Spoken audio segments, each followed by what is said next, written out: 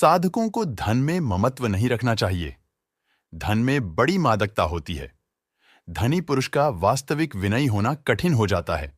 धन के साथ ही कई तरह के दोष और आ जाते हैं जो साधन में प्रतिबंधक स्वरूप होते हैं। धन की प्राप्ति में लोभ बढ़ता है और अप्राप्ति में शोक। धन की चिंता तो भगवत चिंतन में बड़ा ही विघ्न करने वाली होती है। जो कुछ प्राप्त हो उसी में संतोष करो।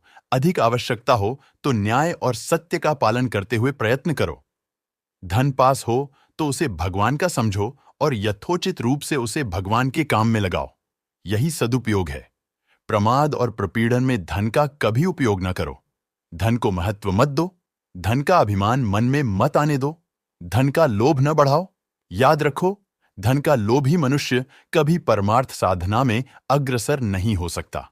साधकों को स्त्री संग से सदा बचना चाहिए। यहां बहादुरी दिखाने की जरूरत नहीं।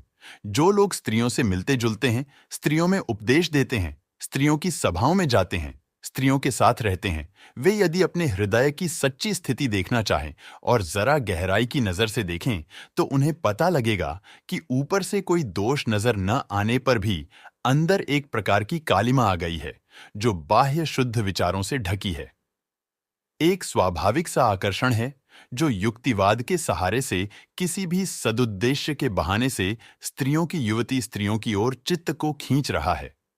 यही आकर्षण जब निरंतर के संग के प्रभाव से या अन्य किसी कारणवश बढ़ जाता है, तब सदुद्देश्य प्रकाश रूप से सहसा नष्ट हुआ सा दिखता है और चित्त के क्षेत्र में दुर्वासनाओं का नग्न नृत्य आरंभ हो जाता है।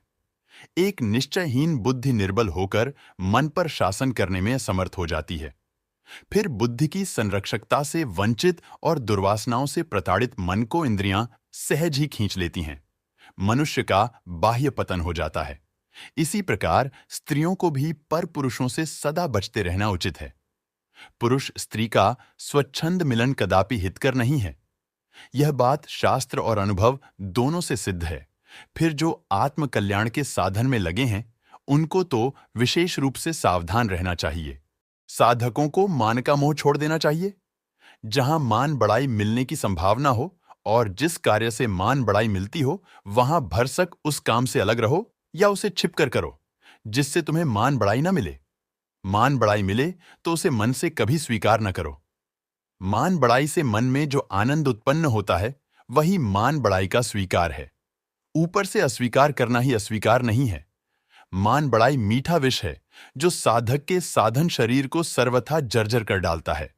अतएव मान बढ़ाई से सदा बचो।